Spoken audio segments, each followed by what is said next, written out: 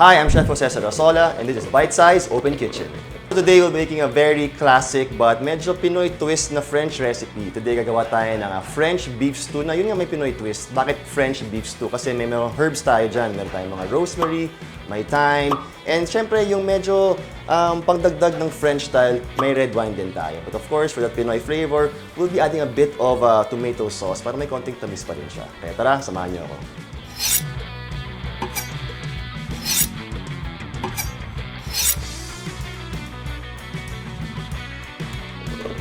Okay, so let's start our recipe. So ito na yung mga ingredients natin today. So we have our beef tenderloin. You can actually use naman any kind of beef na meron kayo. And of course, we have our vegetables. Meron tayong celery, meron tayong potatoes, tsaka carrots para yung stew. Kasi usually may mga hearty vegetables gaya ng carrots tsaka potatoes. Meron tayong yan. Of course, we have our tomato sauce. Yun yung Pinoy twist natin dyan. But then, syempre, we have, of course, our rosemary and our thyme that will add that distinct flavor. Yung parang medyo pagka-culinary side tayo para minsan pwede i-level up yung basic stew natin. And syempre, yung beef stock natin and of course, mamaya yung red wine natin. Siguro naisip ko talaga to para magkaroon ng different take kasi ngayon parang sobrang uso yung mga Filipino stews, di ba? Pero gusto ko siya i-level up and show yung mga viewers natin a different kind na kahit basic stew lang siya. Around 2019, I met, syempre yung handler ko, si Kuya Will, through some friends, sila Rojun, sila Raver, mga good friends ko sa South dati. Kasi at that time, si Chef Boy Logro, si Idol, pa-retire na kasi matagal na rin siya sa GMA, so parang he thought maybe it's time to like hang it up na eh. So sabi ko, why not? Sabi ko, let's give it a shot. So he set up some meetings noong mga February 2020, kaso bigla nag-pandemic.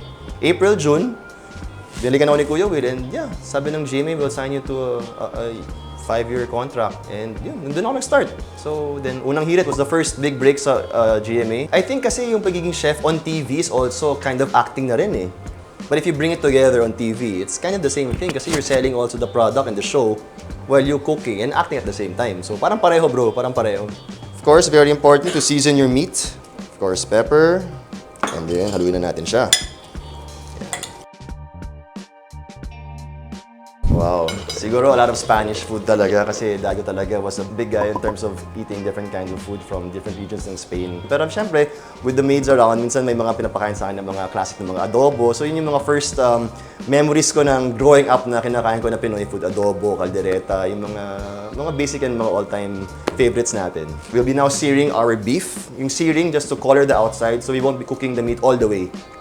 Konting oil lang tayo dyan.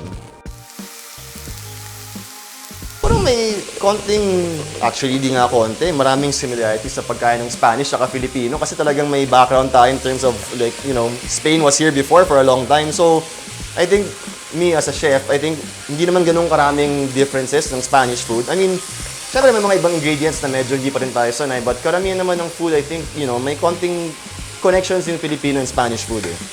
Ako talaga, classic talaga, kare-kare eh. Kare-kare tsaka sinigang. Ano rin ako, burger guy din ako, bro. I mean, healthy ako, I work out a lot, pero once in a while, gusto ko pa rin ng mga burgers. So, may mga stuff pa rin na akala ng mga tao di ko nakain, pero I love burgers, I love fast food. So, I like actually watching cooking shows growing up. So, it gave me an idea na parang this could possibly be something for me sa future. Siguro the best feeling na alam ni Chef yun na parang you're doing what you love, but then meron din extra perks in terms of my career with GMA. So, thankful ako for that. So, ito na, chop ko na yung ano natin, yung potatoes natin. Yung beef natin, almost there. Then we will transfer it sa plate and make it rest for a bit. Then we can saute our vegetables after. So, now we're removing our beef na. Yan. So, guys, ito na yung carrots natin, unahin natin. Lagi ko na yung natin, potatoes natin. It's a village sports bar, so I used to show a lot of sports. Mga Pacquiao fights, mga NBA, mga World Cup. So talagang sa place talaga where you can go with your friends para pwede kayong uminom, pwede manood ng sports. So if you're in the South area, please check out Avenue 75. Chill spot talaga siya. And then yung menu ko is basically, you know, it's a hodgepodge of everything. Meron akong mga pizzas, meron akong mga bar chow. Food you wanna eat while watching sporting events or chilling with friends. Slightly cooking our vegetables. Don't want this to cook too long na pag sobrang lambot, magiging ano na siya. Medyo malambot na, gooey na siya. Ayan, so I can see a bit of color sa vegetables ko. Siguro tips, always prep ahead of time. Kasi minsan, pag nasa process ka ng pagluluto, and doon ka pala maglalagay ng mga ingredients, baka sa excitement, sa kaba, meron kang maiwan na ingredients. So for me, advice ko lang sa mga nagluluto sa bahay, always prep ahead of time. Siguro I think any chef would agree, and you agree, chef, siguro yung cleanliness. Gusto ko talaga like after like any chopping, anything pouring, anything na niiwan, gusto ko talaga i-bust out agad eh. Parang nasanayan ako sa ganun eh. Kailangan clean palagi. Parang any working station after you do, parang as you know, chef, clean as you go. O siguro chef, yun nga, cleanliness. Ito na yung beef stock natin. I'll just add my herbs. Yan. Thank you guys, you got fresh. May chef kasi, so alam ko fresh kasi talagang pag-dried parang iba eh.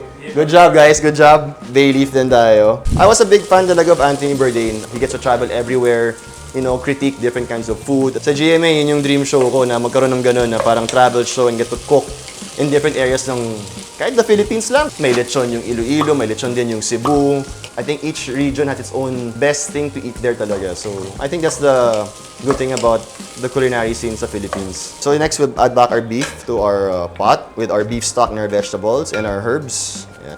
Red wine naman tayo. Add natin. Next naman yung tomato natin, of course. The Pinoy flavor. Ayun, everything's in our pot. You know, we have our red wine as well and our beef and of course our tomato sauce. So now basically papakuluin lang natin siya para yung beef lumambot and medyo mawasan yung sauce konti. Medyo mag-simmer siya for around 40 minutes to 45 minutes.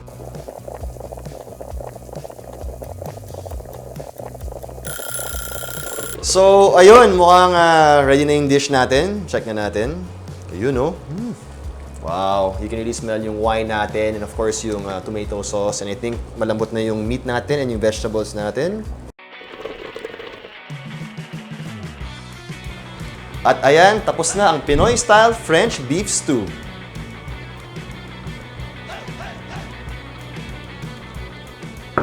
Tara, tikman na natin. Kaso niya pa pala yung tomato sauce? Mas malakas yung flavor ng wine natin. And yung herbs. With the tomato sauce, natutone down yung flavor ng herbs and then yung red wine natin. So bagay nga siya sa Pinoy na panlasa, no? Because it mixes, parang kontra siya sa wine eh. Since medyo yung mga ibang Pilipino hindi sanay sa red wine sa food, kaya I thought of adding some tomato sauce para at least medyo mas recall ng familiarity ng palate ng mga Pilipino. Makanin to, makanin. Rice na lang ulam, walang rice guys, sayang. Okay. Ayun. Follow me sa social media handles ko at Chef Jose Sarasola on Instagram and also on Facebook where you'll see all my cooking reels, mga videos ko, and mga events ko, mga schedules, or where you can catch me on TV. Ayan, for more fun food content like this, like, subscribe, and follow BiteSized.ph on all their platforms.